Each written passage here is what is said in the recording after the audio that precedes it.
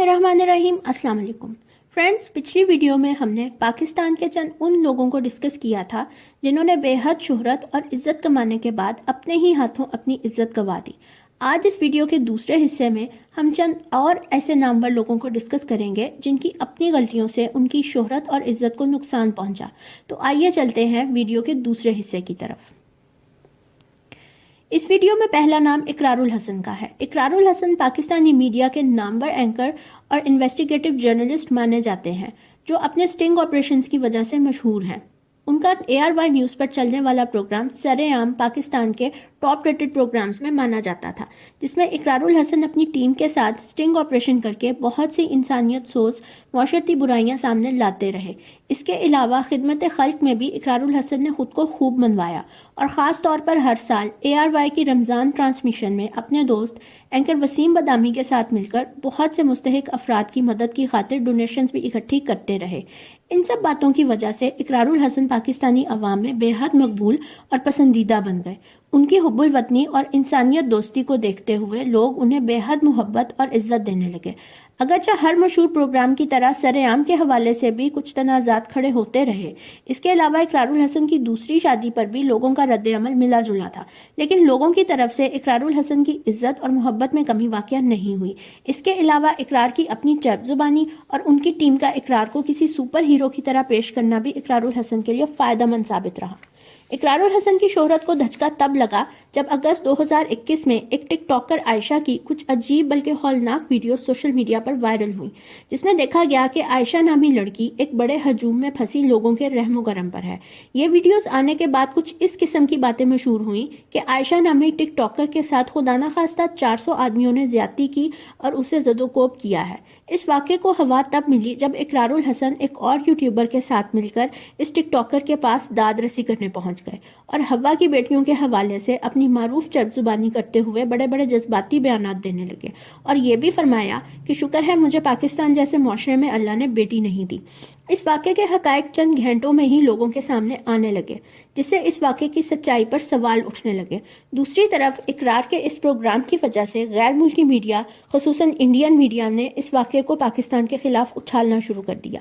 याद रहे इन दिनों अफगानिस्तान और तालिबान का मामला अपने अरूज पर था और इंडिया की इस सिलसिले में सारी दुनिया में जगहसाई हो रही थी। खैर कुछ ही दिनों में इस वाक़े की हकीकत पूरी तरह खुलकर लोगों के सामने आ गई कि यह वाक़या सरासर झूठ पर मबनी था। आयशा नामी टिकटॉकर ने अपने साथी के साथ मिलकर यह खेल रचाया था और मीनारे पाकिस्तान जाकर खुद से लोगों को वरगलाकर हजूम इकट्ठा किया था और हजूम में होने वाली भगदड़ का निशाना बन गई थी, लेकिन उसके साथ खुदा न खास्ता किसी किस्म की ज्यादती नहीं हुई थी जिसका झूठ बोला गया था।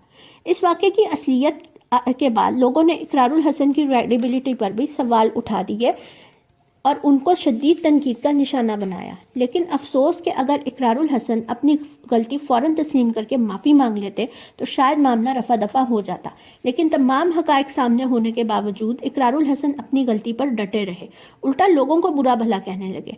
आखिरकार इस वाक़े का ड्रॉप सीन इस टिकटॉकर की अपने साथी के साथ कॉल लीक होने पर हुआ, जिसमें वो मुलजिमों से 5-5 लाख निकलवाने की बात कर रही थी। इसके बाद लामहला इकरारुल हसन को भी माफ़ी मांगनी पड़ी, लेकिन लोग उनकी तरफ से दिलबर्दाश्ता हो चुके थे। दूसरी तरफ इकरारुल हसन भी माफ़ी मांगने के बावजूद अपनी ट्वीट्स में बहाने बहाने से इस वाक़े का जिक्र करके खुद को सच्चा साबित करने की कोशिश करते रहते हैं। बात इधर तक ही रहती तो शायद इकरार अपनी इज्जत इतनी ज़्यादा ना गंवाते, लेकिन उनका असल चेहरा लोगों ने रजीम चेंज ऑपरेशन के बाद देखा, जब इकरारुल हसन ने न सिर्फ इस्टेब्लिशमेंट और इम्पोर्टेड हुकूमत की खुलकर हिमायत की, बल्कि इमरान खान, उनके साथियों और इमरान रियाज खान जैसे हामी सहाफ़ियों पर बेजा तनकीद और तंज करते रहे। इसके अलावा उनकी हीरो बनने के चक्कर में इंतहाई बेतुकी हरकतें भी सामने आती रहीं, जैसे अरशद शरीफ की शहादत के महीने बाद कीनिया जाकर जाए वकुआ से एविडेंस के नाम पर गोलियों के शेल बरामद करते पाए गए, जैसे वो 1 महीने से इकरारुल हसन का ही इंतजार कर रहे थे। और फिर रिसेंटली माजिद जहांगीर जैसे मशहूर आर्टिस्ट ने भी अपनी ज़िंदगी के आखिरी अयाम में इकरारुल हसन और वसीम बदामी पर उनको मिलने वाली डोनेशन हड़प करने का इल्ज़ाम लगाया, जिससे उनकी खिदमत खल्क का भी भांडा फूट गया। ان سب واقعات کے اور حرکات کو دیکھنے کے بعد لوگ بالآخر اس نتیجے پر پہنچ گئے کہ اقرار الحسن ایک منافق اور جھوٹے انسان ہے جو پلانٹڈ سٹنگ آپریشنز کر کے لوگوں کے نظروں میں ہیرو بنتے رہے، جبکہ اصل میں نہ ہی وہ اتنے محب وطن ہیں اور نہ ہی اتنے زیادہ انسان دوست۔ باقی حقیقت تو اللہ تعالیٰ جانتا ہے، لیکن لوگوں کی نظروں میں اب اقرار الحسن کی نہ وہ عزت باقی رہی نہ محبت۔ اس ویڈیو میں اگلا نام قاسم علی شاہ کا ہے۔ قاسم علی شاہ ایک نامور موٹیویشنل اسپیکر اور ٹیچر ہیں۔ بقول ان کے بہت سے ججز اور بیوروکریٹ بھی ان کے اسٹوڈنٹ رہ چکے ہیں۔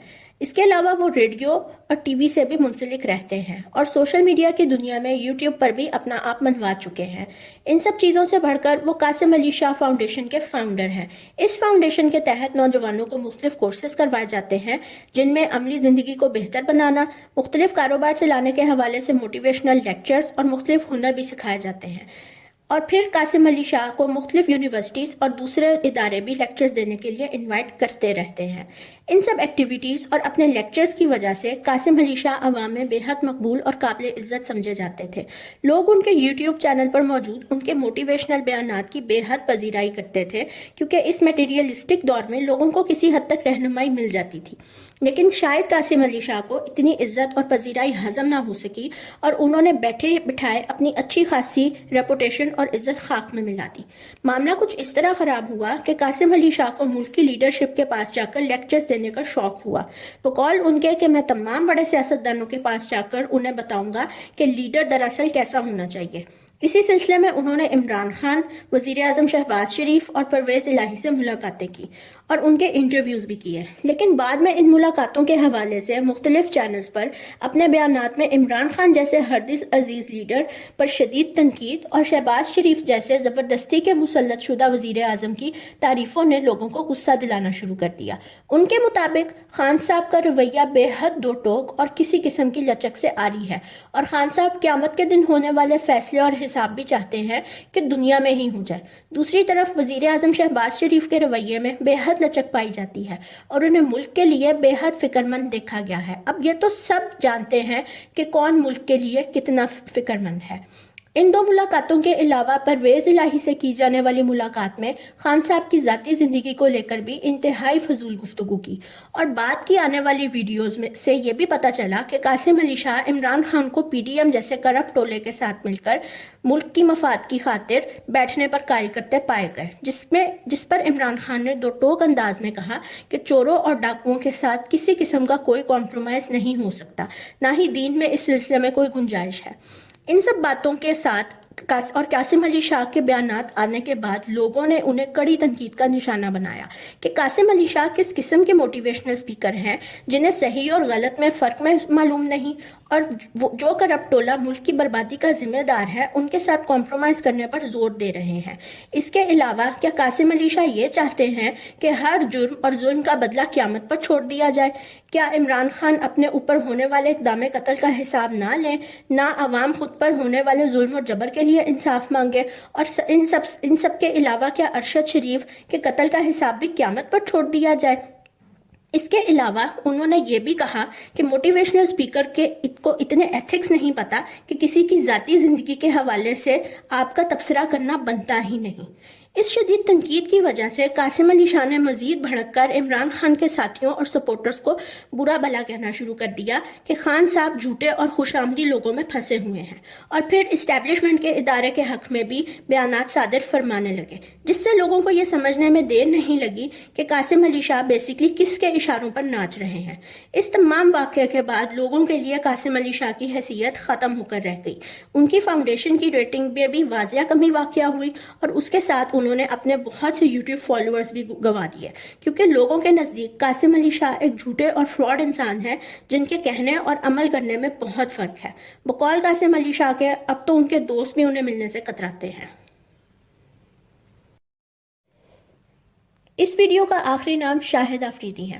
شاہد آفریدی کسی بھی لمبے چوڑے تعارف کے محتاج نہیں، بس اتنا کہنا کافی ہے کہ پاکستان اور بین الاقوامی سطح پر یکساں مقبول ہے، اور جہاں جہاں کرکٹ شوق سے کھیلی اور دیکھی جاتی ہے وہاں وہاں لوگ شاہد آفریدی کے نام سے بھی واقف ہیں۔ لیکن شاید پاکستان کی حد تک شاہد آفریدی کی اب وہ عزت نہیں رہی جو پہلے تھی، اور اس کی وجہ شاہد آفریدی کے اپنے انتہائی انسینسیبل بیانات ہیں۔ کچھ عرصہ قبل شاہد آفریدی نے کشمیر جیسے بے حد سینسیٹیو ایشو پر انتہائی غیر مناسب بیانات دیے۔ پہلے تو کہنے لگے کہ کشمیر پر نہ ہندوستان کو حق جتانا چاہیے اور نہ پاکستان کو، یہ ایک الگ ریاست ہونی چاہیے۔ چلیں یہاں تک تو بات گوارا تھی، لیکن اس بیان پر ہندوستانیوں کی طرف سے سخت ری ایکشن آیا تو انڈیا میں اپنی فالوئنگ گرنے کے ڈر سے یہ بیان داغ دیا کہ پاکستان سے تو 4 صوبے نہیں سنبھالے جاتے، کشمیر کو کیسے سنبھالیں گے۔ یہ بیان انڈیا کے اخباروں میں ہیڈ لائن بنا، اور دوسری طرف پاکستانیوں اور کشمیریوں کی بے حد دل آزاری ہوئی، اور آزاد کشمیر کے وزیر اعظم نے اس بیان پر سخت رد عمل دیتے ہوئے کہا کہ کشمیر ہمارے لیے زندگی اور موت کا معاملہ ہے۔ یہ معاملہ ابھی کچھ ٹھنڈا پڑا ہی تھا، لیکن جب 9 اپریل 2022 کو رجیم چینج آپریشن کر کے عمران خان کی حکومت کو گرایا اور شہباز شریف کو وزیر اعظم کی کرسی پر زبردستی بٹھایا گیا، تو شاہد آفریدی نے اپنی ٹویٹ میں شہباز شریف کو ملک کا 23واں وزیر اعظم بننے پر بے حد مبارکباد دی، اور شہباز شریف کو کہا کہ شہباز شریف بے حد زبردست ایڈمنسٹریٹر ہیں اور وہ یقیناً ملک کو معاشی بحران سے نکال دیں گے۔ اور دوسری طرف عمران خان کو بھی اپنی طرف سے نصیحت کرنے کی کوشش کی کہ حکومت چاہے جیسے بھی ختم ہوئی ہو، آپ کو خاموشی سے ایتھکس کا مظاہرہ کر کے ہٹ جانا چاہیے اور الزام تراشیوں سے گریز کرنا چاہیے، وغیرہ وغیرہ۔ عوام کیونکہ پہلے ہی رجیم چینج آپریشن کی وجہ سے بے حد غم اور غصے میں تھے، اس لیے اس ٹویٹ کے بعد شاہد آفریدی کو آڑے ہاتھوں لیا گیا اور کہا کہ کیا ان کی ایتھکس یہی ہے کہ ایک عوام کے منتخب شدہ نمائندے کو فراڈ کر کے نکال دیا گیا، گویا 22 کروڑ عوام کا مذاق اڑایا گیا، اور بے ایمانی کے ذریعے مسلط شدہ حکومت کو نہ صرف وہ سپورٹ کر رہے ہیں بلکہ عمران خان کو مشورے دے رہے ہیں کہ وہ ایتھکس کا مظاہرہ کر کے چپ رہیں۔ جب سوشل میڈیا پر شدید تنقید اور ٹرولنگ ہوئی تو شاہد آفریدی کو وضاحت دینا پڑی کہ میں عمران خان کا بہت بڑا فین ہوں، لیکن ان کی بطور وزیر اعظم پالیسیز کا حامی کبھی بھی نہیں رہا، اور شہباز شریف کی مینجمنٹ کا میں شروع سے بڑا قائل ہوں۔ کسی کو پسند نہ پسند کرنا میرا حق ہے، اور مجھے پتا تھا کہ میری ٹویٹ پر بہت شدید تنقید ہوگی۔ اس تمام معاملے کے بعد لوگ شاہد آفریدی سے بے حد دل برداشتہ ہوئے، اور اب ان کی پہلے والی عزت بھی لوگوں کے دل میں نہیں رہی۔ اور جب رمیز راجہ کو زبردستی پی سی بی کی چیئرمین شپ سے ہٹا کر نجم سیٹھی کو چیئرمین لگایا گیا تو نجم سیٹھی نے چیف سلیکٹر کی پوسٹ پر شاہد آفریدی کو تعینات کیا۔ اس پر بھی لوگوں نے شاہد آفریدی پر خوب طنز کیے کہ بالآخر شاہد آفریدی کو خوشامد کرنے کا صلہ مل ہی گیا۔ فرینڈز، کسی کو پسند نہ پسند کرنا سب کا ذاتی حق ہے، لیکن کم از کم ہمیں اتنا شعور ہونا چاہیے کہ کسی کی غلط کو زبردستی صحیح کہہ کر سپورٹ نہ کیا جائے۔ اللہ تعالیٰ ہم سب کی عقل و شعور کو سلامت رکھے اور ہماری غلطیاں اور گناہ معاف فرمائے، آمین۔ فرینڈز، اب تک کے لیے اتنا ہی۔ انشاءاللہ اگلی ویڈیو میں ایک اور دلچسپ موضوع کے ساتھ ملاقات ہوگی۔ تب تک کے لیے اللہ حافظ۔ ویڈیو پسند آئی ہو تو لائک کریں، چینل کو سبسکرائب کریں اور بیل آئیکن کو ضرور کلک کر دیں۔ آپ سب کے دیکھنے کا بہت بہت شکریہ۔